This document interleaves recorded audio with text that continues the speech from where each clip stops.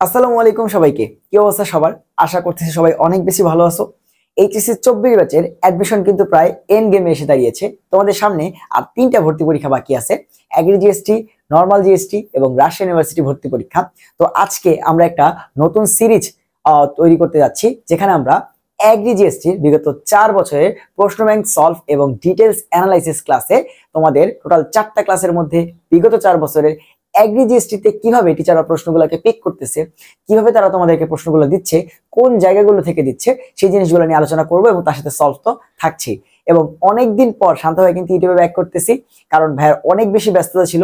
আমার বইটা term final পরীক্ষা ছিল, এদিকে এইচএসসি 25 ব্যাচের মেডিকেল ব্যাচ আমাদের আলফা, তারপরে সেকেন্ড টাইমের ব্যাচে আলফার ক্লাস, তারপরে আবার ক্র্যাক এগ্রি জিএসটির যে বাচ্চারা আছে তাদেরকে নিয়ে তাদের ক্লাস, পুরো কেমিস্ট্রির দায়িত্ব আমাকে নিতে হচ্ছে। তো সবকিছু মিলিয়ে অনেক বেশি ব্যস্ততার পর হচ্ছে ফাইনালি ইউটিউবে ব্যাক করতে পারতেছি প্রায় 20 দিনের মতো সময় পর। সো চলো আর বেশি কথা না বাড়ে আমরা হচ্ছে আমাদের এগ্রি জিএসটি বিগত 4 বছরের প্রশ্ন ব্যাংক সলভ ক্লাসটা শুরু করি। তাহলে প্রথমে আসো যে একদম 2022-23 সালে আমাদের এগ্রি জিএসটি যে প্রশ্নগুলো আসছিল সেগুলো আমরা সলভ দিয়ে আমাদের ক্লাসটা শুরু করি। সো দেখো, প্রথম প্রশ্ন আমাদেরকে বলতেছে যে অ্যামোনিয়াম আয়নে বন্ধন কোণের ভ্যালুটা কত আলটিমেটলি, ঠিক আছে। অর্থাৎ প্রথম প্রশ্নটাই দেখো যে সংকরায়ন টপিকটা থেকে আসছে এবং এখানে বলতেছে যে বন্ধন কোণ কত। অর্থাৎ তুমি দেখো যে সামনে তুমি দেখবা যে সংকরায়ন থেকে আরো কোশ্চেন আসবে, তখন আমি আরো কথাবার্তা বলবো, বাট আপাতত তুমি দেখো যে সংকরায়নের যে বন্ড অ্যাঙ্গেল গুলা সেখান থেকে কিন্তু কোশ্চেন তারা দিচ্ছে। সো প্রথম কোশ্চেন আমরা একটু সলভ করি। আমাদেরকে বলতেছে অ্যামোনিয়াম আয়নের বন্ধন কোণ কত। সো অ্যামোনিয়াম আয়নের বন্ধন কোণ তুমি যদি বের করতে যাও মুখস্থ না করে, তাহলে সেক্ষেত্রে তোমাকে কিন্তু আগে জানতে হবে যে এই অ্যামোনিয়াম আয়নটা কিভাবে তৈরি হয়। তুমি যদি অ্যামোনিয়াম আয়নটা দেখো, তাহলে তার মধ্যে তুমি ক্লিয়ারলি অ্যামোনিয়াকে দেখতে পাবা। তুমি যখনই অ্যামোনিয়াম আয়নকে দেখতেছো, তোমার দেখলেই বোঝা উচিত যে এই অ্যামোনিয়াম আয়ন আলটিমেটলি আর কিছুই না, একটা অ্যামোনিয়া তার সাথে একটা H+। দেখো তুমি মিলাইলেই বুঝতে পারবা যে অ্যামোনিয়াম আয়ন মানে হচ্ছে অ্যামোনিয়া প্লাস H+। তো তার মানে কি, যে অ্যামোনিয়া H+ এর সাথে যুক্ত হয়েছে। সো অ্যামোনিয়া একটা যৌগ কেন আরেকজনের সাথে যুক্ত হয়েছে, এই যে এটা বুঝতে গেলেই তোমার কি করতে হবে, অ্যামোনিয়ার স্ট্রাকচারটা দেখতে হবে। অ্যামোনিয়া কি? অ্যামোনিয়া হচ্ছে নাইট্রোজেন, লাস্টে কয়টা ইলেকট্রন ভাইয়া? 5টা ইলেকট্রন। সো 3 হাতে 3টা হাইড্রোজেন আছে, আমরা সেই হাইড্রোজেন গুলো দিয়ে দিলাম। এই যৌগটাকে আমরা বলি হচ্ছে অ্যামোনিয়া। এবং তোমরা সবাই জানো যে অ্যামোনিয়া সংকরায়ন কি আসে, অ্যামোনিয়া সংকরায়ন কত আসবে তোমরাই বলো। যে এখানে কি একটা লন পেয়ার, 3টা সিগমা বন্ড, 3 + 1, তোমরা সবাই জানো যেটা কত, এটা হচ্ছে 4, এবং 4 হইলে হয় sp3। এবং তোমরা এটাও জানো যে ভাইয়া sp3 হলে বন্ড অ্যাঙ্গেল হওয়ার কথা ছিল 109.5 ডিগ্রি। বাট ওই যে অ্যামোনিয়াতে কি আছে, একটা লোন পেয়ার, এবং লোন পেয়ার থাকার কারণে কি হয়, বন্ড অ্যাঙ্গেল 2.5 ডিগ্রি কমে যায়, এবং বন্ড অ্যাঙ্গেল 2.5 ডিগ্রি কমে গিয়ে অ্যামোনিয়ার অ্যাকচুয়াল বন্ধন কোণ আসে 107 ডিগ্রি। বাট আমাদের জিজ্ঞাসা করছে অ্যামোনিয়াম আয়ন। সো এই যে অ্যামোনিয়া, এটা একটা কমপ্লিট যৌগ হওয়ার পরেও এটার মধ্যে 2টা ইলেকট্রন ফাঁকা না, বা 2টা ইলেকট্রন বাকি আছে। এই 2টা ইলেকট্রন ওই যে H+ তার সাথে সন্নিবেশের মাধ্যমে শেয়ার করে অ্যামোনিয়াম আয়ন তৈরি হয়। এখন এই যে কনসেপ্টটা, আমি এটা তোমাকে কেন ভাঙায় দেখালাম, আমি তো বলতে পারতাম যে অ্যামোনিয়াম আয়ন হচ্ছে sp3, এটার বন্ড অ্যাঙ্গেল 109.5 ডিগ্রি, তো দাগায় দেওয়া হচ্ছে সি নাম্বারটা। বাট তুমি দেখো এই একটা কনসেপ্ট থেকে আরো কয়টা এমসিকিউ হইতে পারে জানো, আমি তোমাকে বুঝাই দিই। তোমাকে জিজ্ঞাসা করে না যে NH4Cl এর বন্ড কয় ধরনের বন্ধন আছে, এই কোশ্চেনটা জিজ্ঞাসা করে তো যে অ্যামোনিয়াম ক্লোরাইডে কয় ধরনের বন্ধন আছে। তো তুমি যদি নাই জানো যে অ্যামোনিয়াম আয়নটা এভাবে তৈরি, তুমি কি সন্নিবেশ বন্ধনটা জানতা? তুমি হয়তো অ্যামোনিয়ার 3টা সমযোজী বন্ধনের কথা বলতে পারবা, বাট যে বান্দা জানে না যে অ্যামোনিয়াম আয়ন কেমনে তৈরি হয়েছে, ও তো এই সন্নিবেশ বন্ধন কাউন্টই করবে না। সো এই কোশ্চেনে ভুল করবে। তোমরা সবাই লুইস অ্যাসিড ক্ষারের কনসেপ্টটা জানো, যে কেউ যদি লোন পেয়ার ইলেকট্রন দান করে তাকে আমরা বলি লুইস ক্ষার। সো অ্যামোনিয়া তেমন একটা লুইস ক্ষার কেন, কারণ এই যে লোন পেয়ার ইলেকট্রনটা কার সাথে শেয়ার করছে, H+ এর সাথে শেয়ার করছে। তাহলে এই কেসে এটা কি, এই অ্যামোনিয়াটা হচ্ছে একটা লুইস ক্ষার। আচ্ছা, তোমরা সবাই জানো যে যারা লুইস ক্ষার তারা একই সাথে নিউক্লিওফাইল। তারা কি? নিউক্লিওফাইল। এই দেখো H+টা কি, প্লাস চার্জ, নিউক্লিয়াস, এটাকে আকর্ষণ করছে কে? অ্যামোনিয়া। তাহলে কি? নিউক্লিওফাইল। তাহলে এখান থেকে কয়টা কনসেপ্ট আসলো? 4টা কনসেপ্ট এই একটা সিঙ্গেল এমসিকিউর ভিতরে লুকায় আছে। সো এই বছর আসছে অ্যামোনিয়াম আয়নের বন্ধন কোণের ভ্যালু কত, পরের বছর আসবে NH4Cl এর বন্ড কত, পরের বছর আসবে কোনটি নিউক্লিওফাইল, পরের বছর আসবে কোনটি লুইস ক্ষার। তার মানে তুমি একটু খেয়াল করে দেখো যে এই একটা কনসেপ্ট থেকে 4টা এমসিকিউ কিন্তু তুমি বের করতে পারো। অর্থাৎ এগুলা জানা অনেক বেশি ইম্পর্টেন্ট। তুমি হয়তো সংকরায়ন মুখস্থ করে বের করে ফেলতে পারো, তুমি হয়তো সংকরায়ন সব মুখস্থ করতে পারো, তুমি ঈশ্বরচন্দ্র বিদ্যাসাগর সব পারো, বাট তুমি দেখো যে বোঝার কি লাভ, একটা জিনিস বুঝতে আমি 4টা এমসিকিউ অ্যান্সার করতে পারি। কথা বুঝতে পারছো? তাহলে এইটার সংকলনটা কি আসতেছে ভাইয়া, 4টা বন্ড আছে এখানে, সো কোনো লন পেয়ার তো আর বাকি নাই। এই লন পেয়ারটাও কি হয়ে গেছে এখন সন্নিবেশ সমযোজী বন্ধনে চলে গেছে। তো স্টেরিক নাম্বার কত? স্টেরিক নাম্বার হচ্ছে 4টা বন্ড, কোনো লন পেয়ার নাই। তো 4 + 0 তে কত হয়? 4। 4 হলে কি হয় ভাইয়া? sp3। আর লন পেয়ার যেহেতু নাই, তাহলে নরমাল sp3 এর বন্ড অ্যাঙ্গেল কত? 109.5 ডিগ্রি। তাহলে অ্যামোনিয়াম আয়নের বন্ড অ্যাঙ্গেল কত হবে? 109.5 ডিগ্রি। তাহলে এইখানে একটু বোঝার চেষ্টা করো, অ্যামোনিয়াম আয়নটা যার থেকে তৈরি হইলো অ্যামোনিয়া, তার বন্ড অ্যাঙ্গেল 160 ডিগ্রি। কেন? কারণ ওইখানে একটা লন পেয়ার ছিল, বাট অ্যামোনিয়াম আয়ন হওয়ার পরে সেই লন পেয়ারটা বন্ধনে চলে গেছে, লন পেয়ারটা আর নাই, তাই বন্ড অ্যাঙ্গেলটা কিন্তু আবার কত হয়ে গেছে? 109.5 ডিগ্রি। সো অ্যামোনিয়াও sp3, অ্যামোনিয়াম আয়নে sp3, বাট অ্যামোনিয়া হচ্ছে 160 ডিগ্রি কারণ একটা লন পেয়ার আছে, বাট অ্যামোনিয়াম আয়ন হচ্ছে 109.5 ডিগ্রি কারণ লন পেয়ারটা নাই। বুঝতে পারছেন? এখান থেকে কিন্তু এই এমসিকিউটার ভিতরে কিন্তু 4টা ডিফারেন্ট এমসিকিউ আসতে পারে। ঠিক আছে? তাহলে আমরা দেখলাম যে সংকরণ থেকে আমাদের কিন্তু প্রথম প্রশ্নটা আসছে। এরপরে কোশ্চেন আসো যে পটাশিয়াম মৌলটি কোন গ্রুপের অন্তর্ভুক্ত? ভাই পর্যায় সারণী থেকে কোশ্চেন দিছে যে কোন গ্রুপ, এবং তোমরা সেই ক্লাস 9-10 থেকে পড়ে আসতেছো যে ভাইয়া 1 নাম্বার গ্রুপ হচ্ছে ক্ষার ধাতুর গ্রুপ, 2 নাম্বার গ্রুপ হচ্ছে মৃৎ ক্ষার ধাতুর গ্রুপ, 14 নাম্বার গ্রুপ হচ্ছে অমুক গ্রুপ, 11 নাম্বার গ্রুপ হচ্ছে মুদ্রা ধাতুর গ্রুপ। এগুলো তোমরা পড়ে আসছো। 15 number group pnictogen, 16 number group chalcogen, 17 number group halogen, 18 number group নিষ্ক্রিয় গ্যাস পড়ছো। জিজ্ঞাসা করছে পটাশিয়াম, তো তুমি কি জানো না যে পটাশিয়াম হচ্ছে 1 নাম্বার গ্রুপের মৌল, যে লিথিয়াম, তারপর হাইড্রোজেন, লিথিয়াম, সোডিয়াম, তার নিচে আছে পটাশিয়াম, তার নিচে আছে রুবিডিয়াম, সিজিয়াম, ফ্রান্সিয়াম। তুমি জানো তো? তাহলে 1 নাম্বার গ্রুপ নাম কি? ক্ষার ধাতুর গ্রুপ। একদম ডিরেক্ট মুখস্থ একটা কোশ্চেন আসছে যেটা তুমি সেই ক্লাস 9-10 থেকে পারো, কিন্তু এগুলো অনেকে ভুল করে দিয়ে আসবে। ঠিক আছে? এই অ্যান্সার কি? অ্যান্সার হচ্ছে ক্ষার ধাতুর গ্রুপ। এটা পুরাপুরি হচ্ছে আলকালি মেটাল বা ক্ষার ধাতুর গ্রুপ। এখন তার সাথে ইংলিশটাও জানা রাখো, এবছর আসছে এভাবে, পরের বছর ইংরেজি দিবে যে ক্ষার ধাতু মানে কি? ক্ষার ধাতু মানে হচ্ছে আলকালি মেটাল। তো অনেকে তখন আবার প্যাচ লাগাই দিবে, খালি বাংলা পড়ছে ও ধরো, তো তখন কিন্তু ও পারবে না। সেটা কি? আচ্ছা, আলকালি মেটাল। ঠিক আছে? ক্ষার ধাতু বা আলকালি মেটাল। ওকে, এরপরে কোশ্চেন, নিচের কোনটি আর্গনের সাথে আইসো ইলেকট্রনিক? মানে আইসোটপিকটা থেকে অ্যাডমিশনে কোশ্চেন আসবে। এখন সেটা আইসোটোপ হোক, আইসোটোন হোক, আইসোবার হোক, আইসো ইলেকট্রন হোক। তো তোমাকে বলছে যে আর্গন মৌলটার সাথে আইসো ইলেকট্রন কে? মানে আর্গনের সমান ইলেকট্রন আছে কার? আইসো মানে সমান, এবং ইলেকট্রন মানে কি? ইলেকট্রন। সো আর্গনের সাথে আইসো ইলেকট্রন মানে আর্গনের সমান ইলেকট্রন আছে এখানে কার? সো তুমি একটু চিন্তা করে দেখো, অপশনে কে দিছে? ম্যাগনেসিয়াম। ম্যাগনেসিয়ামে ইলেকট্রন আছে 12টা। তার আগে আসো যে আর্গন ইলেকট্রন কয়টা ভাইয়া? আর্গন ইলেকট্রন হচ্ছে 18টা। তোমরা সবাই জানো যে ক্লোরিন, আর্গন, আর্গন হচ্ছে 18টা ইলেকট্রন। তাহলে 18টা কার মধ্যে আছে সেটা আমি এখন খুঁজবো, তাই তো? তাহলে চলো খুঁজি। ম্যাগনেসিয়াম ইলেকট্রন হচ্ছে 12টা, +2 মানে কি? 2টা ইলেকট্রন ছেড়ে দিছে। তো 12 থেকে 2টা ইলেকট্রন বাদ দিয়ে দিলে কয়টা থাকে? 10টা। তার মানে এখানে ইলেকট্রন আছে কয়টা? 10টা। এখানে ইলেকট্রন আছে কয়টা ভাইয়া? 10টা। ওকে। বেরিয়াম, বেরিয়াম কই আছে ভাইয়া? বেরিয়াম আছে সেকেন্ড গ্রুপের একেবারে লাস্টের দিকে। সো এটার ইলেকট্রন ধরো তুমি জানো না, ধরো তুমি এটার ইলেকট্রন জানো না, তাও কিন্তু এটা বের করা সম্ভব। কেমনে ভাই? কেমনে বের করা সম্ভব? দেখো, বেরিয়াম সেকেন্ড গ্রুপের কই আছে তুমি একটু খুঁজে দেখো। এই যে তোমার বেরিলিয়াম, ম্যাগনেসিয়াম, ক্যালসিয়াম, ঠিক আছে, তারপরে বেরিয়াম, তারপরে বেরিয়াম। সো আর্গন কই তোমার হচ্ছে সেই থার্ড গ্রুপের থার্ড পর্যায়ের মৌল, আর এটা কই তোমার সেই 5 নাম্বার পর্যায়ের মৌল। দুইটার সাথে তো একটার কোনো মিলই নেই, সেটা তো জীবনও হবেই না। এটা থেকে 20টা ইলেকট্রন বের, 30টা ইলেকট্রন বের করলে তারপরে হইতে পারে, তাই না? সো এটা তো সম্ভব না। সো এটা এমনি বাদ, এটা তুমি দেখেই বুঝতেছো যে বেরিয়াম জীবনও হবে না। ক্লোরিন, সো ক্লোরিন মিলাই দেখো তো, ক্লোরিন কত? ক্লোরিন হচ্ছে 17, কিন্তু এখানে কি হয়েছে? -1, মানে একটা ইলেকট্রন আরো নিচে। তাহলে 17 আর 1 কত? 18। এই যে আর্গনের আগের সদস্যটাই কি সুন্দর মতো এখানে দিয়ে রাখছে, ক্লোরিন মাইনাস। অনেক কঠিন একটা কোশ্চেন দিছে না? কঠিন কোশ্চেন দেয় না। তোমার যদি কনসেপ্ট জানা থাকে তুমি পারবা। অ্যাডমিশনে যার কনসেপ্ট ভালো সে কখনোই চান্স মিস করে না। সে একটা না একটা জায়গায় চান্স পায়। হয়তো সে বুয়েটে চান্স পাইলো না, কে ঢাকা ইউনিভার্সিটি চান্স পাবে। ঢাকা ইউনিভার্সিটিতে পাইলো না, সে কৃষিগুচ্ছে পাবে। কৃষিগুচ্ছে না পাক জিএসটিতে পাবে। জিএসটি না হোক রাজশাহী ইউনিভার্সিটি পাবে। সে চান্স পাবে। ঠিক আছে? বাট ওই যে যারা মুখস্থ বেস পড়াশোনা করে আসছে, ওদের যদি ভাগ্য অসীম লেভেলে, ইনফিনিটি লেভেলে ভালো না হয়, ওরা চান্স পাবে না। কথা বুঝতে পারছো? তাহলে অ্যান্সার কোনটা হচ্ছে? অ্যান্সার হচ্ছে এই যে ক্লোরিন। তাহলে এরপরে কোশ্চেন আমরা যাই। আচ্ছা, সমপরিমাণ 0.5 মোলার অ্যামোনিয়া এবং 0.5 মোলার NH4Cl এর দ্রবণ বা মিশ্রণের পিএইচ কত? বলে দিছে pKb = 4। আচ্ছা, তো এখানে দুইটা মিক্সচার আছে, তাই তো? এখানের মধ্যে কি আছে? একটা মিক্সচার আছে। সেই মিক্সচারের মধ্যে কি আছে? অ্যামোনিয়ার দ্রবণ। অ্যামোনিয়ার দ্রবণের নাম কি?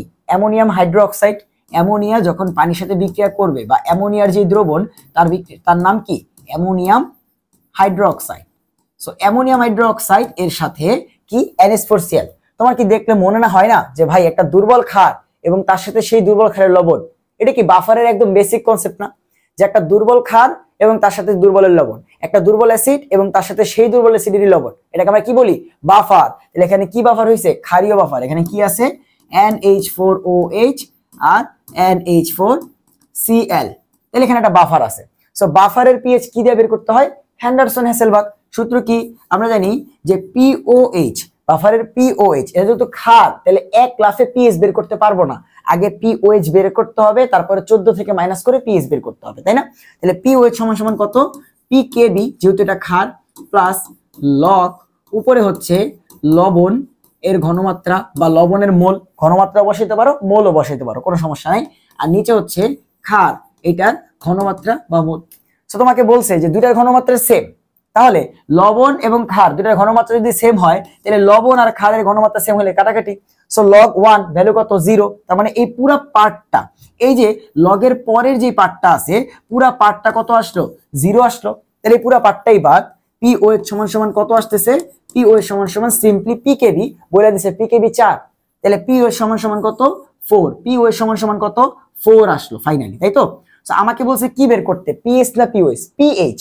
তাহলে POH যদি 4 হয় পিএইচ কত? 10, কারণ দুইটা মিলে কত? 14 হবে না? PH plus POH is equals two 14, তুমি জানো। তাহলে এটা যদি 4 হয় তাহলে এটা অবশ্যই কত? 10। তাহলে অ্যানসার কত? অ্যানসার হচ্ছে 10। অ্যানসার কত? অ্যানসার হচ্ছে 10। কথা কি বুঝতে পারছি না বুঝতে পারিনি? এবার যেহেতু আমরা প্রথম একটা ম্যাথ পাইলাম, এখানে কি কোনো ক্যালকুলেশন ছিল?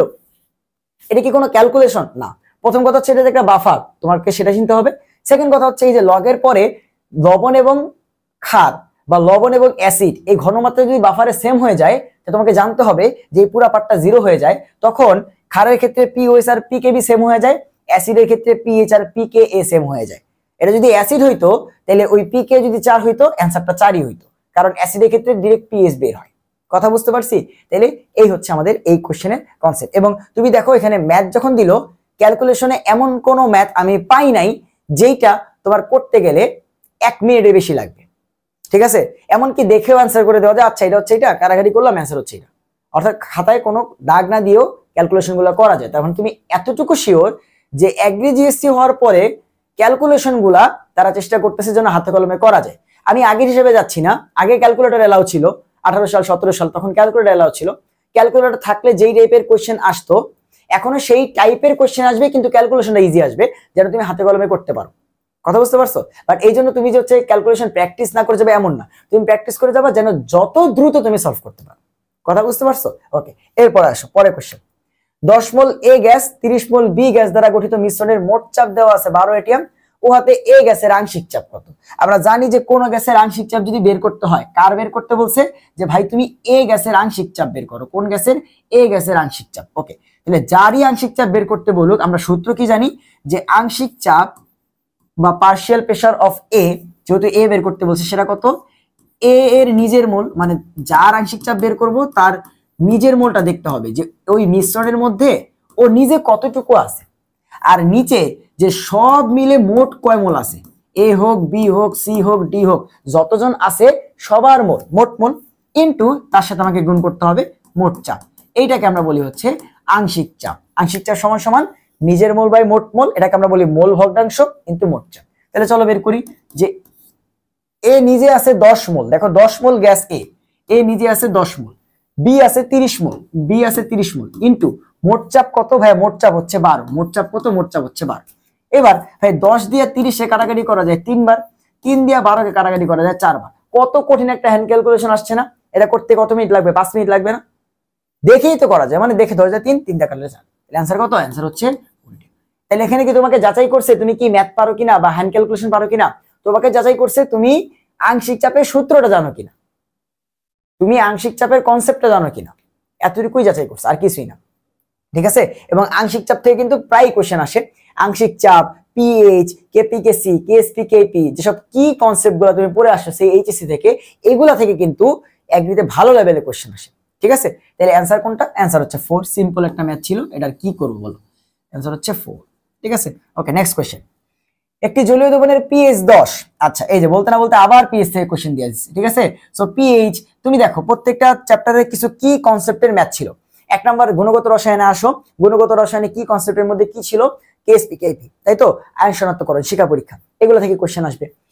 মৌলের পর্যাবৃত্ত সময় কি ছিল, মেইন টপিক হিসেবে তুমি সংকরায়নকে চিন্তা, ফাজারের নীতি, ডাইপোল মোমেন্ট বা পোলারিটি, পোলায়ন, এগুলো পড়ছিল না, এগুলো থেকে কোশ্চেন আসবে। তারপরে পর্যায় সারণী থেকে কল ডেটা কোশ্চেন আমরা পাইছি, পর্যায় সারণী থেকে কোশ্চেন আসবে। এরপর 3 নাম্বার চ্যাপ্টারে আসো, রাসায়নিক পরিবর্তন। রাসায়নিক পরিবর্তনে কি আছে ভাই, রাসায়নিক পরিবর্তন আছে কেপিকেসি পিএইচ, কেপিকেসি পিএইচ থেকে অলরেডি কোশ্চেন, তুমি পিএইচটা পাই গেছো অলরেডি 2 বার, বাফার থেকে কোশ্চেন পাই গেছো, সামনে দেখবা কেপিকেসি থেকে কোশ্চেন আছে, আয়সা বইসা আছে, কথা বুঝতে পারছো। এরপরে আসো কর্মমুখী রসায়ন, কর্মমুখী রসায়ন থেকে বিগত 3-4 বছর মাত্র একটা কোশ্চেন আসছে, এর হিসাবে আমি বাদ দিলাম। পরিবেশ রসায়ন আংশিক চাপ থেকে অলরেডি কোশ্চেন আসছে। এরপর তুমি দেখবে আর কি কনসেপ্ট ছিল তোমার, বয়েলের সূত্র, চার্লসের সূত্র, পিভিজি গ্যাস পেনাল্টি, সিআরএমএস, শক্তি, তো তুমি দেখবা ওইসব কনসেপ্ট থেকে কোশ্চেন এসে বসে আছে। ঠিক আছে, যে সিআরএমএস, শক্তি, এসব থেকে দেখবা কোশ্চেন দিয়ে দিছে। এরপর কি আছে, জৈব যৌগ। হ্যাঁ, জৈব যৌগ থেকে এমন একটা কোশ্চেন এখানে পাই নাই যেটা করা যাবে না, যে 5টা বিক্রিয়া মিলে একটা কোশ্চেন দিয়ে দিছে, এমন কিছুই না। ডিরেক্ট বইয়ের লাইন তুলে দিছে যে কোনটা হেটারোসাইক্লিক যৌগ, যেগুলো মেডিকেলে আসা কোশ্চেন। তারপরে কি আছে, পরিমাণগত রসায়ন। পরিমাণগত রসায়ন থেকে কি আসতে পারে, ওই জারণ বিজারণ রিলেটেড একটা ম্যাথ দিবে, বা আসলে যদি ওই যে তোমার টাইট্রেশন সম্পর্কিত একটা পিএইচ থেকে একটা কোশ্চেন দিয়ে দিতে পারে। এতটুকুই। তড়িৎ রসায়ন থেকে কি ছিল, তড়িৎ রসায়ন মানে তোমরা জানতা ই সেল, ই নট সেল, আসছে না কোশ্চেন ই সেল থেকে, তো এই জায়গা থেকে কোশ্চেন পিক করবে, একদম কি টপিক গুলো থেকে কিন্তু কোশ্চেন আসতেছে। তাহলে চলো দেখি যে কিরকম কোশ্চেন আসতেছে। বলতেছে যে পিএইচ হচ্ছে 10 এবং দ্রবণটিতে সর্বোচ্চ কত মোল পার লিটার ঘনমাত্রার ম্যাগনেসিয়াম, মানে তোমাকে বলছে যে ভাই তুমি ম্যাগনেসিয়ামের ঘনমাত্রা হিসাব করো, তোমাকে আমি এই ম্যাগনেসিয়াম হাইড্রোক্সাইডের কেএসপিটা দিয়ে দিচ্ছি, 20 × 10⁻11। সো তোমরা কিন্তু জানো যে পিএইচ এর সাথে তুমি যদি পিএইচ জানো তাহলে তুমি পিওএইচ এ জানবা, পিওএইচ যদি জানো তাহলে ওএইচ এর ঘনমাত্রা জানবা, আর ওএইচ এর ঘনমাত্রা জানলে কেএসপি তে বসায় ম্যাগনেসিয়াম জানতে পারবা না। জাস্ট দুইটা কনসেপ্ট মিলাই দিছে। তাহলে চলো এই পাশে হচ্ছে দুইটা আমরা সেপারেশন নিয়ে নিই, যে এক পাশে আমরা পিএইচ এর ক্যালকুলেশনটা করব, আরেক পাশে হচ্ছে আমরা কেপিকেসি এর ক্যালকুলেশনটা করব। তাহলে চলো যে আমরা কি করতেছি, ভাই পিএইচ 10 দ্যাট মিন্স পিওএইচ 4, কারণ দুইটা মিলে 14, আর পিওএইচ যদি 4 হয় তাহলে ওএইচ আয়নের যে ঘনমাত্রাটা আসতেছে সেটা আসতেছে 10⁻⁴, কারণ আমরা জানি যে পি বা মাইনাস লগ ওই পাশে গেলে ওই পাশে যা থাকে সেটা 10 এর উপরে পাওয়ার হয়ে যায় এবং সামনে একটা মাইনাস চলে আসে, অর্থাৎ 10⁻⁴। তাহলে এবার হাইড্রোজেন আয়নের ঘনমাত্রা জানি, এটা বের করে আনলাম, পিএইচ এর কাজ ছিল এতটুকুই। এবার আমাদের কি দেওয়া আছে, ভাই বইলা দিছে যে এদের কে কত, এদের কে হচ্ছে 2 × 10⁻11। এবার তুমি জানো এই কে কেমনে বের করতে হয়, এই যে তুমি লিখবা যে ম্যাগনেসিয়াম 2+ এর ঘনমাত্রা ইনটু OH আয়নের ঘনমাত্রা স্কয়ার। কেন, কারণ এই যে তুমি এটা কি জানো না যে ম্যাগনেসিয়াম হাইড্রোক্সাইড যদি ভেঙে যায়, তাহলে সেখান থেকে কি তৈরি হয়, ম্যাগনেসিয়াম 2+ আর 2টা OH মাইনাস। তাহলে তুমি যদি এটাকে S ধরো, এটাকে ধরবা S, এটাকে ধরবা 2S, তো আমি এত S টেস্ট ধরলাম না, আমি থার্ড ব্র্যাকেট দিয়ে দিলাম। তাহলে ম্যাগনেসিয়াম 2+ আর OH এর উপরে স্কয়ার আসবে, কারণ সামনে কি আছে, 2 আছে। তো এবার এইটা সমান সমান যদি 2 × 10⁻11 হয়, আমাকে পিএইচ এর মানটা দিছেই, আমি যেন OH এর ঘনমাত্রাটা বের করি, এটা বসায় দাও, ম্যাগনেসিয়ামের ঘনমাত্রা চলে আসলো। এবং তুমি দেখো ক্যালকুলেশনটা কঠিন কিনা। তো ম্যাগনেসিয়াম 2+ এটা আমাকে বের করতে বলছে, এটা বের করব।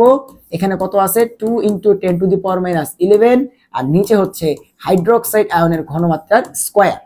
তো বসায় দাও 2 × 10⁻11, হাইড্রোক্সাইড আয়নের ঘনমাত্রা 10⁻⁴, সেটাকে স্কয়ার করলে কত হবে, 10⁻8, 4 দুগুণে 8, তাহলে 10⁻8। সো 11 থেকে 8 বাদ গেলে কত থাকে, 3টা থাকে, তাহলে आंसर কত, 2 × 10⁻3।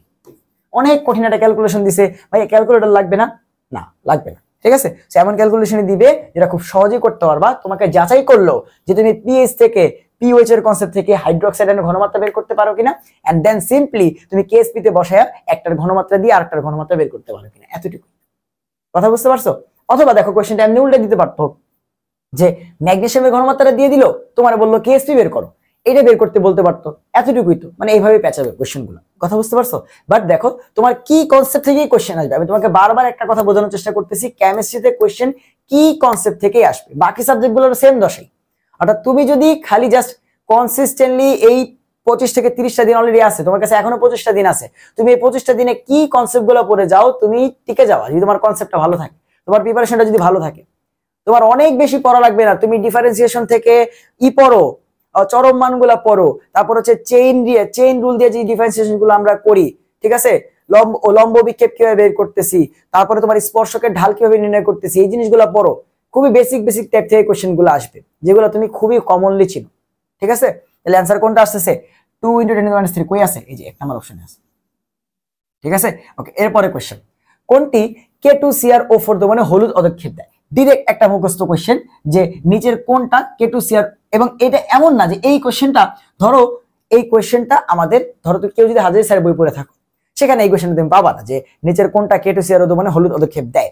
এই K2CrO4 যেটা, এই K2CrO4 যেটার কনসেপ্টটা হচ্ছে এরকম যে এইটার ক্রোমেট আয়নটার কারণে মেইনলি কালারটা আসে হলুদ। এই যে ক্রোমেট যে আয়নটা আছে না, CrO4 2- দুইটা পটাশিয়াম বাদ দিলে এটা 2- হবে, এইটার কারণে হলুদ কালার পদক্ষেপটা আসে এবং এইটা লেডের সাথে বিক্রিয়া দেয়। এন্ড এই কোশ্চেনটা আমি যখন 22 সালে পড়াশোনা করছি আমি তখন পাইছি, এক জায়গায় না 2-3 জায়গায় পাইছি, প্রশ্ন ব্যাংক সলভ করতে গিয়ে আমি 2-3 জায়গায় পাইছি। তখন আমি এমনি মনে রেখে দিয়েছি, আচ্ছা ঠিক আছে, এটা যদি একটা মুখস্থ বেস কোশ্চেন এবং অলরেডি 2-3 জায়গায় আসছে, তার মানে নেক্সট টাইম আসতে পারে।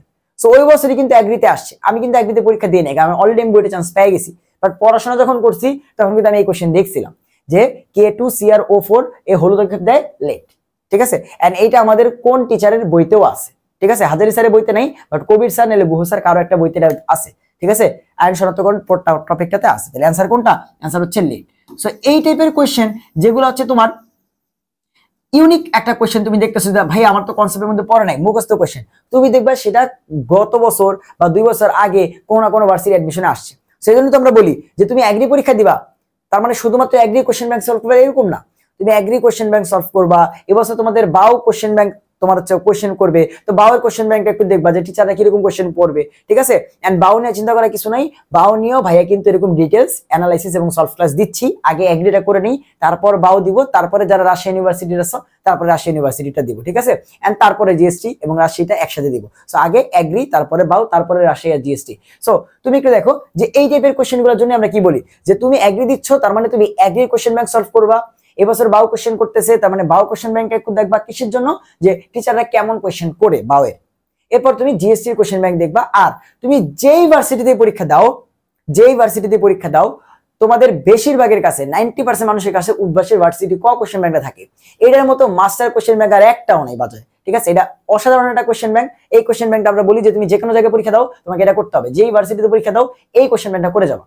কথা বুঝতে পারছো? তাহলে অ্যান্সার কোনটা? এটা মুখস্থ বেস কোশ্চেন, অ্যান্সার হচ্ছে লেড, ঠিক আছে। এরপরে আসো ই নট অফ অ্যানোড, এটা নিয়ে অনেক পেজ আছে, অনেকে বলে অ্যান্সার নাই এইটা সেটা, ভাই এটা কিছুই বলে নাই, তোমাকে অ্যানোডের ই নট সেলটা দেওয়া আছে, ক্যাথোডের ই নট সেলটা দেওয়া আছে, ঠিক আছে। অনেকে বলে কোশ্চেন ইনকমপ্লিট না, তো অ্যান্সার আছে, ই নট ক্যাথোড দেওয়া আছে, ই নট অ্যানোড দেওয়া আছে। সিম্পলি তোমাকে দেখছি তুমি সূত্রটা পারো কিনা, কারণ ই নট অ্যানোড ক্যাথোডের অনেক সূত্র পড়ে থাকে। আমরা কি জানি, আমাকে বলছে ই সেল বের করতে, সো আমরা জানি যে ই নট সেল কিভাবে বের করতে হয়, E naught of anode plus E naught of cathode, simply দুইটার যোগফল। আমার তো কমপ্লেক্স চিন্তা করা দরকার নেই, কমপ্লেক্স চিন্তা করব কখন, যে ভাই এটা কি জারণ বিভব না বিজারণ বিভব, এটা কি জারণ বিভব না বিজারণ বিভব, নাকি দুইটাই জারণ নাকি দুইটাই বিজারণ, আমি তো জানি না। তারপর আমার কাছে কি মাথায় আসবে যে ই নট অ্যানোড দেওয়া আছে ক্যাথোড দেওয়া আছে, আমি তো জানি দুটাকে যোগ করলে কি পাওয়া যায়, ই সেল পাওয়া যায়। আমাকে তো সেটাই করে দিয়ে আসতে হবে, এখানে তো গভীর চিন্তা করে তো লাভ নাই যে এটা জারণ এটা বিজারণ, এটা বিজারণ এটা জারণ। তুমি যদি এটা দুইটাকে জারণ ধরো তাহলে এখানে অ্যান্সার আসবে একটা, তুমি যদি দুইটাকে বিজারণ ধরো অ্যান্সার আসবে আরেকটা, তুমি যদি এইটাকে জারণ এটাকে বিজারণ ধরো তাইলে অ্যান্সার আসবে একটা, তুমি যদি এইটাকে বিজারণ এটাকে জারণ ধরো তাইলে অ্যান্সার আসবে একটা। বাট দরকারই তো নাই, আমি সব জায়গায় দেখলাম কোশ্চেন ব্যাংক সলভে এগুলো করে দেওয়া আছে যে এটার অ্যান্সার নাকি নাই। ভাই দুইটা জাস্ট সিম্পলি যোগফল চাইছে, তাহলে ই নট অ্যানোড আর ক্যাথোড যোগ করলে কত আসতেছে, ই নট অ্যানোড দেওয়া আছে -0.76 আর ক্যাথোড দেওয়া আছে +0.80, তাহলে অ্যান্সার কত আসতেছে +0.04 ভোল্ট। শেষ, অ্যান্সার তো আছে, এটা অপশন, সমস্যা কি? তাহলে অ্যান্সার হচ্ছে +0.04। তো হইতে পারে এই কোশ্চেনটা দিয়েছে তোমাকে কনফিউজ করার জন্য, আবার হইতে পারে ভুলও আসতে পারে, ঠিক আছে। বাট যেহেতু তোমাকে অ্যান্সার আছে, এই লজিক আমার অ্যান্সার আছে, তো সমস্যা কি? অ্যান্সার হচ্ছে +0.04, ঠিক আছে। ওকে, এরপরে কোশ্চেন আসো, একই তাপমাত্রায় আরএমএস বেগের সঠিক ক্রম কোনটি? আচ্ছা, সো একই তাপমাত্রা মানে কি, তাপমাত্রা সব সেম, তো সি এর আরএমএস এর সূত্রটা আমরা কি জানি, আমরা জানি সি আরএমএস = √3RT/m। সো এখানে তাপমাত্রা কিন্তু কনসিডারেশনে আসতেছে না, যেহেতু সবগুলো তাপমাত্রা সেম। তাহলে এখানে একটা জিনিসই আছে, সেটা হচ্ছে ভর। তাহলে সিআরএমএস এর সাথে ভরের সম্পর্ক কি উল্টা, যার ভর বেশি তার বেগ কম, বা সিআরএমএস কম, যার ভর কম তার বেগ বেশি। তো তোমাকে বলছে এখানে গ্রেটার দেন, মানে কোনটার বেশি কোনটার কম। সো আমরা জানি কি যে যার ভর কম তার সিআরএমএস এর মানটা বেশি। তাহলে আমরা দেখবো যে কোনটায় ভরের কম থেকে আস্তে আস্তে বাড়ছে। তাহলে চলো ভর দেখা শুরু করি। তো এখানে আছে কে কে, হাইড্রোজেন, নাইট্রোজেন, কার্বন ডাইঅক্সাইড। তো হাইড্রোজেন কত, H2 মানে কত 2, নাইট্রোজেন কত 28, কার্বন ডাইঅক্সাইড কত 44। এই তো প্রথমটাতে অ্যান্সার পেয়ে গেছি যে 2, তারপরে এর থেকে একটু বেশি 28, তারপরে এর থেকে বেশি 44। তাহলে এইখানে কি হবে, তোমার সিআরএমএস বেগের ক্রমটা ঠিকঠাক দেওয়া আছে। ওর ভর কম তার মানে ওর সব থেকে বেশি, তারপরে ও, তারপরে ও। ঠিক আছে, আর বাকিগুলো তাহলে ভুল আছে। ঠিক আছে, তাহলে এই হচ্ছে আমাদের অ্যান্সার। এর এটা কই থেকে আসলো, দেখো এই বছর ভর থেকে দিল, পরের বছর দেখা যাবে বলবে যে একই ভরের, বা ধরো ভরকে তোমার হচ্ছে কনসিডারেশন নিল না, বললো তাপমাত্রার সাথে সিআরএমএস সম্পর্ক কেমন, সমানুপাতিক, বর্গমূলের সমানুপাতিক, বর্গমূলের ব্যস্তানুপাতিক, এরকম কোশ্চেন কিন্তু দিয়ে দিতে পারে। ঠিক আছে, ওকে ফাইন। এরপর আসো, কোনটি ডাইপোল মোমেন্ট শূন্য। আচ্ছা, সো ডাইপোল মোমেন্ট যেহেতু খুবই ভাস্ট একটা কনসেপ্ট, অনেক বড় একটা কনসেপ্ট, সো সেখানে যদি আমি হচ্ছে ডাইভ করি তাহলে অনেকক্ষণ সময় লাগবে ডাইপোল মোমেন্ট বুঝাইতে। বাট এইখানে এই অপশনে যেই মানে যেই এমসিকিউ গুলো দেওয়া আছে বা যে অপশন গুলো দেওয়া আছে, এগুলা ডাইপোল মোমেন্ট হিসাব করতে যাই, এখানে যে কনসেপ্টটা ইউজ আমি সেটা তোমাকে বোঝাই। যে ধরো একটা কেন্দ্রীয় মূল্য আছে এ, ঠিক আছে, কেন্দ্রীয় মূল্য আছে এ, এবং ধরো কেন্দ্রীয় মূল্যটা কার্বনই, যেহেতু বেশিরভাগ টাইমে কার্বন দিয়ে আসে, আমি কার্বনই ধরি। ধরো কার্বন, তো কার্বনের লাস্ট ইলেকট্রন আছে ধরো 4টা, এবং 4 হাতেই 4টা সেম জিনিস আছে। 4 হাতেই ধরো 4টা সেম জিনিস আছে, 4 হাতেই ধরো 4টা সেম জিনিস আছে। তাহলে নো ম্যাটার হোয়াট, যে এই এটাকে, এটা ডাইপোল মোমেন্ট শূন্য। ধরো CCl4, ভাই ডাইপোল মোমেন্ট শূন্য। CF4, ভাই ডাইপোল মোমেন্ট শূন্য। CH4, ডাইপোল মোমেন্ট শূন্য। অর্থাৎ কার্বনের যোজনী 4, তার 4 হাতে 4টা সেম জিনিস থাকলে ডাইপোল মোমেন্ট শূন্য। আবার ধরো বোরন, হ্যাঁ বোরনের লাস্ট ইলেকট্রন কয়টা, 3টা। সো ও কয়জনকে ধরতে পারবে, 3 জনকে। সো ওর হাতে 3 জন যদি সেম থাকে তাহলে ডাইপোল মোমেন্ট শূন্য। BF3 ও শূন্য, BCl3 ও শূন্য, ঠিক আছে, BH3 ও শূন্য। তাহলে কনসেপ্টটা বুঝতে পারতেছো যে একটা কেন্দ্রীয় মৌলের লাস্টে যতগুলা ইলেকট্রন থাকে, একটা কেন্দ্রীয় মৌলের লাস্টে যতগুলা ইলেকট্রন থাকে, সবগুলা হাতে যদি সেম জিনিস থাকে তাইলে ওই জিনিসটা কি একটা প্রতিসম স্ট্রাকচার হয়, এবং প্রতিসম স্ট্রাকচার হলে ডাইপোল মোমেন্ট শূন্য আসে। ঠিক আছে, কিন্তু তুমি একটু চিন্তা করে দেখো, ধরো CCl4 না হয়ে, CCl4 তো শূন্য, বাট আমি কি করলাম CCl3 দিয়ে দিলাম, একটা ফ্লোরে নিয়ে আসলাম, এইটার আবার ডাইপোল মোমেন্ট শূন্য না, কারণ কি 4 হাতে 4টা সেম না। তাহলে তুমি একটু অপশনগুলো দিকে এবার তাকায় দেখো, CF4 মানে কার্বন লাস্টে 4টা ইলেকট্রন, 4 হাতে 4টা ফ্লোরিন আছে, ডাইপোল মোমেন্ট কি শূন্য, শেষ। বাকিগুলো একটু তাকায় দেখো কেন শূন্য না, 4 হাতে কি 4টা সেম, 4টা সেম, 4টা সেম না, তাহলে ডাইপোল মোমেন্ট শূন্য না। যেটাই 4টা সেম ওইটা ডাইপোল মোমেন্টই শূন্য। কেমন, যেমন CF4, CCl4, ঠিক আছে, তারপরে হচ্ছে তোমার SiCl4, সবগুলো কিন্তু ডাইপোল মোমেন্ট শূন্য। ডাইপোল মোমেন্ট কি শূন্য, বুঝতে পারছি, ওকে ফাইন। তো এরপরে কোশ্চেন আসো, কোনটি হেটারোসাইক্লিক যৌগ। একদম আমাদের জৈব যৌগের প্রথম টপিক, যে ভাই ওই তুমি যদি বার্জেলিয়াস ওসব টপিক বাদ দাও, তাহলে জৈব যৌগের যে শ্রেণী বিভাগটা আছে সেখানে কয়েকটা কি দেওয়া আছে, হেটারোসাইক্লিক যৌগ দেওয়া আছে না, যে সাইকেল বা চক্র থাকবে কিন্তু তার মধ্যে কার্বন বাদে অন্য কেউ থাকবে, তাহলে সেটাকে আমরা বলি হেটারোসাইক্লিক। যেই সাইক্লিক যৌগে বা যেই জৈব যৌগের মধ্যে সাইকেল বা চক্র আছে এবং কার্বন বাদে অন্য কেউ আছে, তাকে আমরা বলি হেটারোসাইক্লিক। তো সেখানে কি কি যৌগ ছিল তোমাদের মনে আছে, পিরিডিন নামক একটা যৌগ ছিল, পিরিডিন। তারপরে তোমার হচ্ছে তোমার পাইরোল নামক একটা যৌগ ছিল, থায়োফিন যৌগ ছিল, তাই না, এই হচ্ছে একটা যৌগ। তারপরে এই যে থায়োফিন দেওয়া আছে, তারপরে তোমার হচ্ছে যে পাইরোল দেওয়া আছে। তারপর তোমার ছিল একটা কি, যে বেনজিনের স্ট্রাকচারে খালি একটা নাইট্রোজেন ঢুকে গেছে, বেনজিনের স্ট্রাকচারে খালি একটা নাইট্রোজেন ঢুকে গেছে, এই যৌগগুলো দেওয়া ছিল না। এগুলো ছিল অ্যারোমেটিক যৌগ। আর একটা অ্যালিফেটিক যৌগ দেওয়া ছিল, একটা অ্যালিফেটিক যৌগ দেওয়া ছিল, সেটা হচ্ছে ইথিলিন অক্সাইড। মনে পড়ছে তোমাদের? এই যৌগগুলো থেকেই কিন্তু এই হেটারোসাইক্লিকের প্রশ্নগুলো আসে। এন্ড তুমি অপশনে দেখো এখানে কি দেওয়া আছে, এই যে পিরিডিন সাইপিয়ান নামটা দেওয়া আছে। বাকি নাইট্রোবেনজিন বলো, ভাই এটা কি, বেনজিনের উপরে নাইট্রো আছে, বাট বেনজিনের 6টা কার্বন তো ঠিক আছে। ন্যাপথালিন, ন্যাপথালিন কি, জাস্ট 2টা বেনজিন চক্র একসাথে আছে, এই একটা এই একটা, বাট এখানে সবগুলোই কি কার্বন। বেনজিন ডায়াজোনিক লবণ বা ডায়াজোনিয়াম লবণ, ভাই ডায়াজোনিয়াম লবণের এই জিনিসটা তো উপরে আছে N2Cl, বাট এই সবগুলো তো কার্বন, তাই না, সবগুলো তো কার্বন। তো এই চক্রের মধ্যে তো আর কার্বন বাদে অন্য কেউ নাই, সেগুলো সব কি সাইক্লিক। বাট এই যে এইগুলা থেকেই দেখবা হেটারোসাইক্লিক আসবে। একটা সিম্পল কনসেপ্ট, মাত্র 5টা যৌগ দেওয়া আছে, এই 5টা থেকে কয়েকশো এমসিকিউ, তুমি জাস্ট হিসাব করে দেখো যে বিগত বছরগুলোতে মেডিকেল, বুয়েট কোন জায়গায় আসে না, এই কোশ্চেন কোন জায়গায় আসে না। সেসব যদি না পারো, এসব সহজ কোশ্চেন যদি না পারো, তাহলে তো চান্স হবে না, খুবই সহজ। ওকে, এরপর আসো 300 কেলভিন তাপমাত্রায় 2A থেকে 3B একটা বিক্রিয়ার কেসি বের করতে বলছে, কেপি দেওয়া আছে। সো কেপি দিয়ে যদি কেসি বের করতে বলে, আমাদের একটা জিনিস লাগে, সেটা হচ্ছে তাপমাত্রা, সেটাও দেওয়া আছে। আমরা জানি যে KP is equals to KC into RT to the power del n। আচ্ছা, সো del n কেমনে বের করতে হয়? উৎপাদ কয় মোল আছে মাইনাস বিক্রিয়ক কয় মোল আছে। সো উৎপাদ আছে 3, বিক্রিয়ক আছে 2, 3 মাইনাস 2 করলে আসবে 1। সো del n 1 লেখলো যে কথা, না লেখলো একই কথা, তার মানে আসছে কত? kp is equals to kc RT। আমাকে বলছে কেসি বের করতে, কেপি তো দেওয়াই আছে, তাহলে কেসিটাকে এক পাশে নিয়ে আসি, এটার নিচে তোমার হচ্ছে আরটি কে পাঠিয়ে দিই। তাহলে কেপি কত দেওয়া আছে একটু দেখো, 8.314 ইন্টু 10 টু দি পাওয়ার 2, আর নিচে আর কত 8.314, যেহেতু সব এসে একই করতেছি, আর টি হচ্ছে 300 কেলভিন। কত কঠিন একটা ক্যালকুলেশন দিছে দেখো, ইচ্ছা করেই কেপির মানটা এইভাবে দিছে 8.314 10 স্কয়ার, কারণ তারা জানে যে নিচে একটা আর আসবে, সেই আর এর মানটাও সেম। সো এই সাহেব এবং এই সাহেব কাটা, উপরে থাকতেছে 10 স্কয়ার বা 100, নিচে থাকতেছে 300। সো এই শূন্য এই শূন্য এই শূন্য এই শূন্য কাটা 1/3, আর আমরা তো জানি না 1/3 মানে কত, তাই না? 0.3333 আজীবন ধরে চলবে, অর্থাৎ 0.33। তাহলে তুমি একটু দেখো ক্যালকুলেশনে একটা সিঙ্গেল ম্যাথ আমাকে দেখাইতে পারবা যেটাতে পেঁচাইছে না? তাহলে ক্যালকুলেশন না ভয় পাওয়ার কিছু নাই।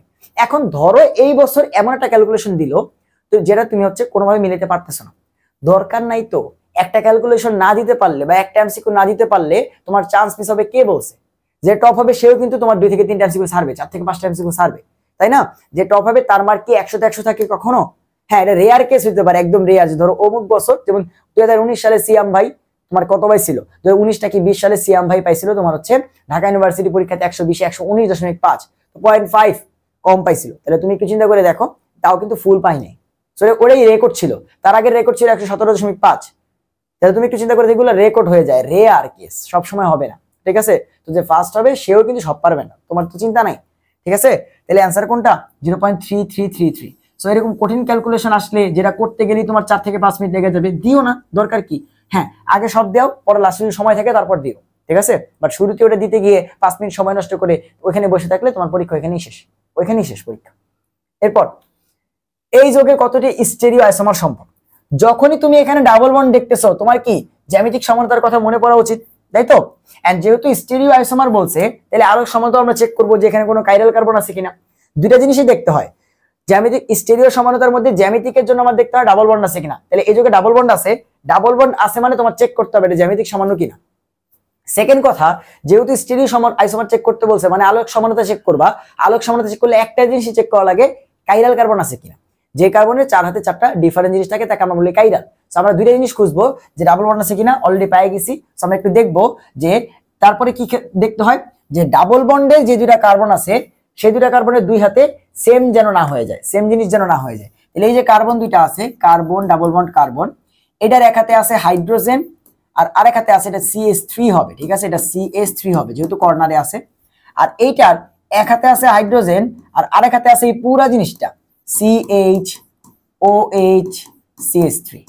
তাহলে কোনোভাবেই কি সবকিছু মিলে নাই, তাহলে এটা কি তোমার হচ্ছে জ্যামিতিক সমাণু হইলো। আচ্ছা, তাহলে এটার কয়টা জ্যামিতিক সমাণু আছে? 2টা, একটা হচ্ছে সিস, একটা হচ্ছে ট্রান্স। তাহলে 2টা পাইলাম। এরপর আলোক সমাণুতা কি আছে নাকি নাই দেখো তো। এই কার্বনটা কি কাইরাল? এই কার্বনটা কি কাইরাল? দেখো একই হাতে 3টা হাইড্রোজেন আছে, সো এটা কাইরাল না। এই কার্বনটার এক হাতে হাইড্রোজেন আছে এবং ডাবল বন্ডে আছে, ডাবল বন্ড মানে কি? ও 2 হাত দিয়ে কার্বনকে ধরছে, তাহলে 2 হাত দিয়ে একজনকে ধরছে, তাহলে এটা হবে না। তাহলে এই কার্বনটা কাইরাল না, এই কার্বনটাও কাইরাল না। এই কার্বনটা কি কাইরাল?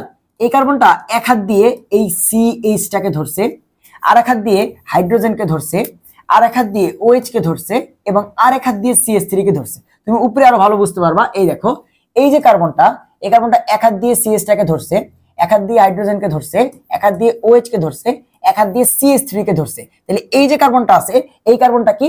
এই কার্বনটা হচ্ছে আমাদের কাইরাল। তাহলে কাইরাল আছে, কাইরাল আছে মানে কি? একটা কাইরালে 2টা, তাই না?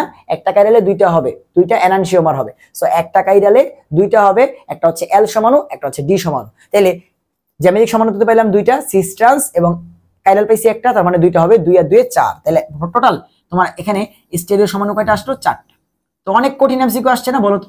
জাস্ট জ্যামিতিক সমানতা এবং আলোক সমানতাকে একসাথে করে একটা যোগের মধ্যে দিয়ে কোশ্চেন করছে এখানে কয়টা স্টেরিও আইসোমার সম্ভব। সো অনেকে কি করবে, এই যোগটা দেখে আচ্ছা এই যোগটায় এমন যদি হয় তাহলে দিয়ে দিব 4টা। এটা কি এমন কনসেপ্ট? এমন কনসেপ্ট তো না। আগামী বছর ঘুরাই দিবে, এই বছর ঘুরাই দিবে, এই যোগ দিবে না। কথা বুঝতে পারছো? কারণ এটা তো বেসিক যে তুমি জ্যামিতিক সমানতা চেক করবা, আলোক সমানতা চেক করবা। ওকে, এরপরে আসো।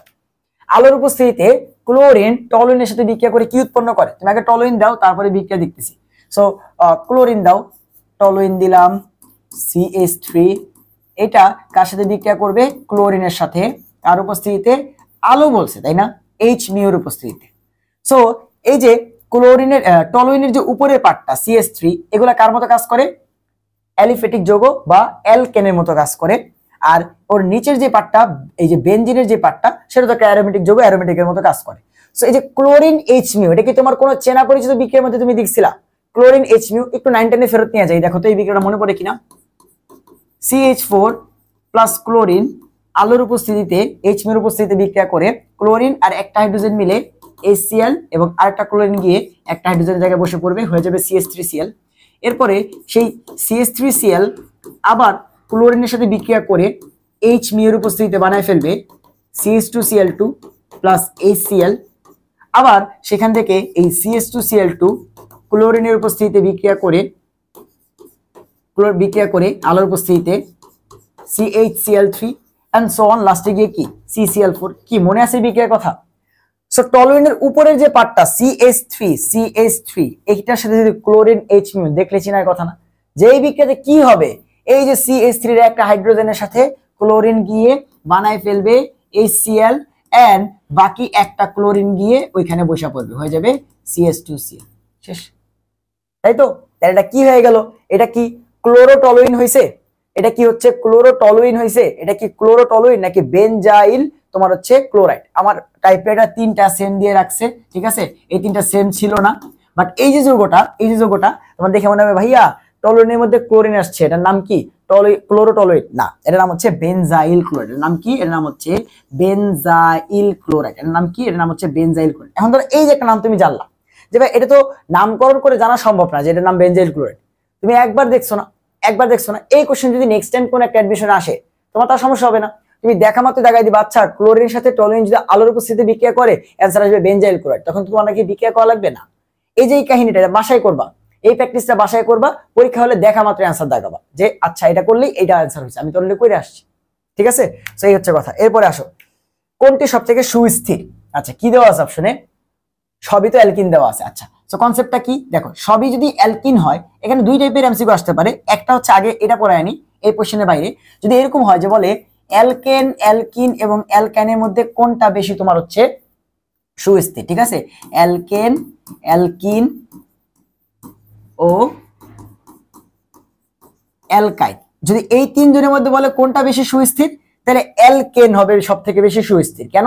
কারণ অ্যালকেন কি বিক্রিয়া করে না, প্যারাফিন। তারপরে হবে অ্যালকাইন এবং তারপরে হবে অ্যালকিন, অর্থাৎ ও কিন্তু এই তিনজনের মধ্যে সব থেকে বেশি সক্রিয়। এই তিনজনের মধ্যে সব থেকে বেশি সক্রিয় কে? সব থেকে বেশি সক্রিয় হচ্ছে অ্যালকিন বা ডাবল বন্ড। বাট তোমাকে সেই প্রশ্ন জিজ্ঞাসা করে নাই, তোমাকে জিজ্ঞাসা করছে এখানে 4টা অ্যালকিন দিছি, তুমি আমাকে বলো এই 4টা অ্যালকিনের মধ্যে কোনটা বেশি সক্রিয়।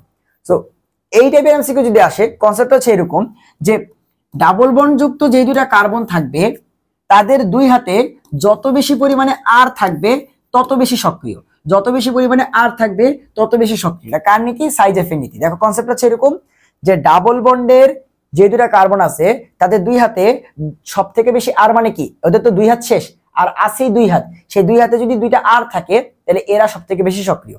এখন তো যদি এরকম হয় ভাইয়া, কারণ ডাবল বন্ড ধরেন একটার দুই হাতে আর আছে আর একটা দুই হাতে হাইড্রোজেন আছে, তাহলে এইটার থেকে আগেরটা বেশি সক্রিয়, কেন সুস্থির? কেন? কারণ দুইটা আর আছে। আর মানে কি ইলেকট্রন দাতা, ওরা কি করতেছে এই কার্বনটাকে ইলেকট্রন সাপ্লাই দিয়ে ওর সক্রিয়তা একটু হলেও কমাইতেছে, কিন্তু হাইড্রোজেন তো কমাইতেছে না। কথা বুঝতে পারছো? তাহলে যত বেশি আর থাকবে তত বেশি সুস্থির, যত বেশি আর থাকবে তত বেশি সুস্থির। তাহলে অপশনে চেক করো যে কোনটা ডাবল বন্ডে সব থেকে বেশি আর আছে। সো এই যে ডাবল বন্ডে দুটা কার্বন, এটার এক হাতে হাইড্রোজেন এক হাতে হাইড্রোজেন।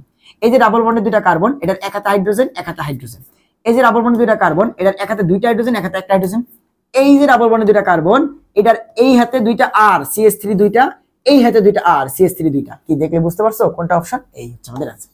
ও হচ্ছে সবথেকে বেশি সুস্থির, কারণ ওর সাথে কি আছে? আর আছে। আর কি করবে? আর কি করবে? আর হচ্ছে ওই পাশ থেকে ইলেকট্রন ডোনেট করবে। কথা কি বুঝতে পারছো? ক্লিয়ার? এরপর আসো, প্রতি 10 ডিগ্রি সেলসিয়াস তাপমাত্রা বৃদ্ধিতে কোন একটা বিক্রিয়ার হার ডাবল হয়, অর্থাৎ 10 ডিগ্রি সেলসিয়াস বাড়াইলে বিক্রিয়ার হারটা দ্বিগুণ বৃদ্ধি পায়। যদি বিক্রিয়াটি তাপমাত্রা 110 ডিগ্রি সেলসিয়াস থেকে 150 ডিগ্রি সেলসিয়াসে যায়, তাহলে বিক্রিয়ার হার কত গুণ বৃদ্ধি পাবে? এই ম্যাথটা তো মুখে মুখেই করা যায়। কেমনে? দেখো, তোমাকে একটা জিনিস বলে দিছে যে 10 ডিগ্রি করে বাড়াইলে বিক্রিয়া 2 গুণ হবে, ঠিক আছে? তো তোমাকে বলছে 110 থেকে 150 এ গেলে বিক্রিয়া কয় গুণ হবে? সো তুমি আসো 110 এ বিক্রিয়াটা শুরু করবা, ঠিক আছে? সো যখন তুমি 110 থেকে 10 ডিগ্রি সেলসিয়াস বাড়াই 120 ডিগ্রি সেলসিয়াসে যাবা, তোমার বিক্রিয়া কয় গুণ হয়ে যাবে? 2 গুণ। আচ্ছা, সো এরপর তুমি যখন 120 ডিগ্রি সেলসিয়াসে আসো, এখান থেকে তুমি আরো 100 মানে 10 ডিগ্রি বাড়াই 130 ডিগ্রি সেলসিয়াসে গেলা, তোমার বিক্রিয়া হবে, আগে তো 2 গুণ হয়েছে, এখন হয়ে যাবে আরো 2 গুণ, মানে কত? 4 গুণ। এরপর তুমি 130 থেকে 140 এ যাবা, তখন তোমার বিক্রিয়া হবে কি? 4 দুগুণে 8 গুণ, অর্থাৎ ডাবল করে বাড়বে। এন্ড লাস্টে তুমি যখন 140 থেকে 150 এ যাবা, তখন তোমার বিক্রিয়া কয় গুণ হবে? আবার ডাবল, 8 দুগুণে 16 গুণ। তাহলে এই একটা কনসেপ্ট দিয়ে তোমার কোশ্চেন শেষ, যে কয় গুণ হবে? 16 গুণ। অ্যান্সার কত? অ্যান্সার হচ্ছে 16 গুণ। তোমাকে একটা সিম্পল কনসেপ্ট বলে দিছে যে তুমি 10 করে বাড়াইলে ডাবল বাড়বে। তাহলে 110 থেকে 150 এ কত? তাহলে 110 থেকে 120 এ 2 গুণ, 120 থেকে 130 এ 4 গুণ, 130 থেকে 140 এ 8 গুণ, তারপরে 116 মানে 16 গুণ। এর অ্যান্সার কোনটা? অ্যান্সার হচ্ছে গ। অ্যান্সার কোনটা? অ্যান্সার হচ্ছে গ। এরপর আসো, ওজোনোলাইসিস বিক্রিয়ায় কোন অ্যালকিন থেকে প্রোপানল এবং প্রোপানন তৈরি হয়? আচ্ছা, সো এই টাইপের কোশ্চেন দুনিয়ার সহজ। তোমরা ওজোনোলাইসিস বিক্রিয়া ধরো পারো না, তুমি ধরো ওজোনোলাইসিস বিক্রিয়া পারো না, বাট আমি তোমাকে শর্টকাট শিখাই দিই কেমনে করতে হয়। তোমাকে কি বলছে? প্রোপানল এবং প্রোপানন পাবো কোন অ্যালকিন থেকে। কোশ্চেন যদি এরকম হয় যে অ্যালডিহাইড এবং কিটোন দেওয়া আছে, দুইটাই অ্যালডিহাইড দেওয়া আছে, দুইটাই কিটোন দেওয়া আছে, যাই দেওয়া আছে, বলতেছে যে কোন অ্যালকিন থেকে ওজোনোলাইসিস করলে এগুলো পাবো।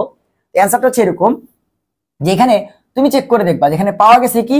প্রোপানল। প্রোপানল কি? প্রোপানল দেখতে হচ্ছে এরকম, CH3 CH2 CHO, এটাকে আমরা বলি কি? এটাকে আমরা বলি প্রোপানল। আর প্রোপানন কাকে বলি? CH3 CO CH3, এটাকে আমরা বলি হচ্ছে প্রোপানন। সো এই দুটো যৌগ পাওয়া যাবে কোন অ্যালকিন থেকে? সো তুমি যদি অ্যালকিনটা বের করতে চাও, তাহলে তোমাকে যেটা করতে হবে, এই যদি কোনো অ্যালডিহাইড দেওয়া থাকে তাহলে সেটাকে এইভাবে লিখবা, যদি কোনো অ্যালডিহাইড দেওয়া থাকে তাহলে সেটাকে এইভাবে লিখবা, CH3 CH2, এই যেখানে COটা আছে না, এই COটা ডান পাশে লিখবা, আর ওর যে হাইড্রোজেনটা আছে সেটা এই পাশে লিখবা। দেখো আমি কিন্তু CHO লিখছি, খালি একটু সাজাই লিখছি যে C ডাবল বন্ড ওটা দেখাইছি। কিরণকে কেমনে লিখবা জানো? কিরণের COটা তো মাঝখানে থাকে, তাই না? ওর COটাকে এইভাবে এই বাম দিকে মুখ করে লিখবা, এন্ড ওর বাকি দুই হাতে কি আছে? দুইটা CH3, এগুলাকে এইভাবে লিখবা, এই একটা CH3, এই একটা CH3। এভাবে কেন লিখলেন? অ্যালডিহাইডকে আপনি এভাবে কেন লিখলেন? কিরণকে এভাবে কেন লিখলেন? এই যে দুজনের COটাকে যে দুই মুখ করে লিখলাম, কিসের জন্য? কারণ এই যে CO, এই দুটাকে আমি সরাই দিব এবং এখানে একটা ডাবল বন্ড দিয়ে দিব, বাকি সব সেম থাকবে। CH3 CH2 CH, এটাই কি আছে? C, তোমার হচ্ছে CH3 CH3। এই হচ্ছে আমার সেই অ্যালকিন, যেই অ্যালকিন থেকে এদেরকে পাওয়া গেছে। তাহলে কি করব? অ্যালডিহাইড হইলে লাস্টের যে CHOটা আছে, সেখানে CHটাকে লিখে COটাকে ডাবল বন্ড দিয়ে ডান দিকে লিখবো। আর কিটোন হইলে যেটা করব, COটাকে দেখাবো, বাকি যেই হাতে যা আছে সেগুলোকে অন্য পাশে লিখে রাখবো, এন্ড দেন ওই COর বদলে ডাবল বন্ড দিয়ে দিব। এই যে CO আর এই COর বদলে ডাবল বন্ড দিয়ে দিব, শেষ। ঠিক আছে? এখন ধরো ভাইয়া অ্যালকিন থেকে এদের বানায় দেখান তো, যে অ্যালকিন দিয়ে বললো যে এই অ্যালকিন থেকে কাদেরকে পাওয়া যাবে, ওইটা আরো ইজি, ওইটা আরো ইজি। কি করতে হবে জানো? ধরো এইটা থেকে এগুলো এটা বানায় দেখাই, জাস্ট ডাবল বন্ডটা মুছে দিয়ে অক্সিজেন দিয়ে দাও এর সাথে, অক্সিজেন দিয়ে দাও এর সাথে, দেখো তো এটা পাইছো কিনা আবার। তাইলে কনসেপ্টটা কি? কনসেপ্টটা হচ্ছে যখন অ্যালডিহাইড কিটোন এসব দিয়ে বলবে অ্যালকিন বের করতে, তাহলে CO দুইটা দুই পাশে লিখে তাদের বদলে ডাবল বন্ড দিয়ে দিব। আর যদি অ্যালকিন দিয়ে বলে এটা বের করতে, তাহলে ডাবল বন্ডটা মুছে দিয়ে এই কার্বনের সাথে ডাবল বন্ডের যে দুইটা কার্বন আছে তার এইটার সাথে একটা অক্সিজেন দিয়ে দিব, এটার সাথে একটা অক্সিজেন দিয়ে দিব, দুইটা আলাদা করলে দেখবা দুইটা যৌগ হয়ে গেছে। বুঝতে পারছি ওজোনোলাইসিস বিক্রিয়া? আমাদের অ্যান্সার কোনটা? এটা কোথায় আছে? CH3 CH2 CH double bond, CH3 CH2 CH double bond, তারপরে কোথায় আছে এটা? CH3 CH2 CH double bond, এই যে এক নম্বর অপশনই দেওয়া আছে। ঠিক আছে? CH3 CH2 CH double bond, C দুইটা CH3, দুইটা CH3। ঠিক আছে? Ozonolysis clear? এরপরে আসো, একটি প্রথম ক্রম বিক্রিয়ার ঘনমাত্রা 60 সেকেন্ডে 1 মোল থেকে হাফ মোল হয়। আচ্ছা, এটা কি বলছে দেখো তো, 60 সেকেন্ডে বিক্রিয়াটা 1 থেকে অর্ধেক হয়ে যায়, তো এটা কি অর্ধায়ু না? তুমি কি জানো যে তুমি ওই যে ফিজিক্সে পড়ছো না, নিউক্লিয়ার ফিজিক্সে, যে যেই সময়ে তোমার কি হয়ে যায়, অর্ধেকে পরিণত হয়ে যায়, সেটাকে আমরা বলি অর্ধায়ু। তো 1 থেকে 0.5 বা অর্ধেক হয়ে গেছে, হাফ হয়ে গেছে কয় সেকেন্ডে? 60 সেকেন্ডে। তার মানে এই বিক্রিয়াটা 5 থেকে আড়াই হবে 60 সেকেন্ডে, 3 থেকে 1.5 হবে 60 সেকেন্ডে, 6 থেকে 3 হবে 60 সেকেন্ডে, অর্থাৎ অর্ধেক হয়ে যাবে সবসময় কত? 60 সেকেন্ডে। তোমার জিজ্ঞাসা করছে তাহলে 2 থেকে হাফ হবে কতক্ষণে? সো 2 থেকে প্রথমে অর্ধেক হবে কত? 1, 1 এর অর্ধেক কত? হাফ। তাহলে তুমি দেখো এখানে কতক্ষণ হিসাব করা লাগবে? 2টা। তুমি জানো যে 2 এর অর্ধেক হচ্ছে 1, তাহলে এই অর্ধেক কত? 60, মানে এখানে 60 সেকেন্ড লাগবে। আবার 1 থেকে হবে 0.5 বা অর্ধেক, তাহলে সেখানে লাগবে আবার 60 সেকেন্ড। এটা টোটাল 2 থেকে 0.5 হইতে কতক্ষণ সময় লাগলো? 60 + 60 অর্থাৎ 120 সেকেন্ড। অনেক কঠিন একটা কোশ্চেন দিছে, ম্যাথ করতে হবে, তারপরে ওই যে তোমরা ফিজিক্সে পড়ছো যে ভাই ল্যামডা বের করতে হবে, অবক্ষয় ধ্রুবক বের করতে হবে, তাই না? কিছুই করতে হবে না। বলছে যে এই বিক্রিয়াটা 1 থেকে 0.5 হয় 60 সেকেন্ডে, মানে কি অর্ধেকে পরিণত হয় 60 সেকেন্ডে। তো 2 থেকে 0.5 হইতে কয়টা স্টেপ দেওয়া লাগবে? 2টা। যে 2 থেকে ফার্স্টে অর্ধেক হয়ে হবে 1, 1 এর অর্ধেক হচ্ছে 0.5। যেরকম হইতো যে ভাই 4 থেকে 0.5, 4 থেকে 0.5, তখন তুমি কি হিসাব করতা যে 4 এর অর্ধেক হচ্ছে 2, এখানে লাগবে 60 সেকেন্ড, 2 এর অর্ধেক হচ্ছে 1, এখানে লাগবে 60 সেকেন্ড, 1 এর অর্ধেক হচ্ছে 0.5, এখানে লাগবে 60 সেকেন্ড। কথা কি ক্লিয়ার নাকি ভেজাল আছে? কোনো ভেজাল নাই। তাহলে অ্যানসার কোনটা? অ্যানসার হচ্ছে আমাদের এখানে 120 সেকেন্ড। অ্যানসার কোনটা? 120 সেকেন্ড। ঠিক আছে, তো এই সবে যেন ভুল না হয়। এরপর ইথিলিন অণুতে সংকরিত এবং অসংকরিত অরবিটালের মধ্যবর্তী কোণের ভ্যালু কত? যেই বান্দায় সংকরায়ন মুখস্থ করে আসছে যে অ্যাঙ্গেল হবে এইটা, sp3 হইলে ওইটা, আমি খালি মুখস্থ করে চলে যাই, আমি সংকরায়ন বের করা শিখবো না, আমি কোনো কনসেপ্ট জানবো না, এ বান্দা এমসিকিউ পারবে না। যদি না তোমার ধরো আগে সলভ করছে, মুখস্থ আছে, এমন না হইলে এমসিকিউটাও পারবে না। কিসের জন্য জানো? দেখো, হ্যাঁ, ইথিলিন মানে কি? ইথিলিন মানে হচ্ছে আমাদের ইথাইন যেটা আছে না, CH3 এই যৌগটাকে আমরা বলি হচ্ছে ইথিলিন বা তোমার হচ্ছে অ্যাসিটিলিন। এটাকে আমরা কি বলি? ইথিলিন বা অ্যাসিটিলিন। সো এই যে ইথিলিন বা অ্যাসিটিলিন যেটা আছে, এখানে মেইনলি কি হয়? এখানে মেইনলি তুমি দেখো যে কার্বন এবং কার্বনের মাঝখানে প্রথমত এক হাত দিয়ে একটা কার্বনকে ধরে, এবং এই হাতে একটা হাইড্রোজেন আছে, এবং এই হাতে একটা হাইড্রোজেন আছে, বাকি দুইটা কি পাই বন্ড না? আমরা কি জানি সামনাসামনি হয় সিগমা বন্ড, আর পাই বন্ড হয় পাশাপাশি। তাহলে এই যে ধরো এরকম অরবিটাল আমি আঁকলাম, এটার এই একটা পি অরবিটাল এবং এই একটা পি অরবিটাল, এটারও ক্ষেত্রে এই একটা পি অরবিটাল দুইটা লোক এবং এই একটা পি অরবিটাল দুইটা লোক। তাহলে যে এইটা এটার মাঝখানে কি হবে? একটা পাই বন্ড, এবং এইটা এটার মাঝখানে কি হবে? একটা পাই বন্ড। তোমাদের সবার জানা উচিত যে পাই বন্ড কখনো কি করে না? সংকরণে অংশগ্রহণ করে না। পাই বন্ড কি করে না? কখনো সংকরণে অংশগ্রহণ করে না। পাই বন্ড কখনো সংকরণে অংশগ্রহণ করে না। তাহলে এখানে তোমরা কিন্তু জানো ইথাইন যেটা সংকরণ কি? sp। কেন? কারণ ওই যে একটা s আর একটা p মিলে সংকরণে অংশগ্রহণ করছে। এই যে এই কার্বন আর কার্বনের মাঝখানে একটা বন্ড এখানে, এবং এই যে কার্বন আর হাইড্রোজেনের মাঝখানে এখানে, এই দুটা মিলে বন্ধন গঠন করছে sp। আর বাকি যে দুইটা p আছে p2, এরা কিন্তু পাই বন্ডে অংশগ্রহণ করছে। এরা কি? এরা পাই বন্ডে অংশগ্রহণ করছে। তো তুমি জানার কথা যে ভাই sp তে বন্ড অ্যাঙ্গেল হয় 180 ডিগ্রি, মানে এক বরাবর থাকে, আর পাই বন্ড হয় লম্বালম্বী। তাহলে এই sp বা সরল রেখার উপরে পাই বন্ডটা লম্বালম্বী আছে। তাহলে এই যে সংকরিত কি? sp টা হচ্ছে সংকরিত, sp টা হচ্ছে সংকরিত, আর এই পাই বন্ড গুলা হচ্ছে লম্বালম্বী, অসংকরিত, ওরা সংকরণের মধ্যে নাই। তাহলে সংকরিত sp আর অসংকরিত পাই বন্ড, এটার মাঝখানে বন্ড অ্যাঙ্গেল কত ডিগ্রি? এটার উপরে এটা লম্বালম্বী আছে, বন্ড অ্যাঙ্গেল কি 90 ডিগ্রি না? তাহলে অ্যানসার এটাই জিজ্ঞাসা করছে যে ইথিলিনে সংকরিত আর অসংকরিত অরবিটালের মাঝখানে বন্ড অ্যাঙ্গেলের ভ্যালু কত বা অ্যাঙ্গেলের মান কত? অ্যাঙ্গেল হচ্ছে 90 ডিগ্রি। তাহলে অ্যানসার কত? অ্যানসার হচ্ছে 90 ডিগ্রি। অ্যানসার কি? অ্যানসার হচ্ছে 90 ডিগ্রি। অনেক কঠিন এমসিকিউ জিজ্ঞাসা করছে, অনেক কঠিন, পারবো না, তাই না? আচ্ছা, এরপর আসো, CH3 CH2 CH2Cl plus sodium plus ডাইথার, এই বিক্রিয়াতে কি হবে?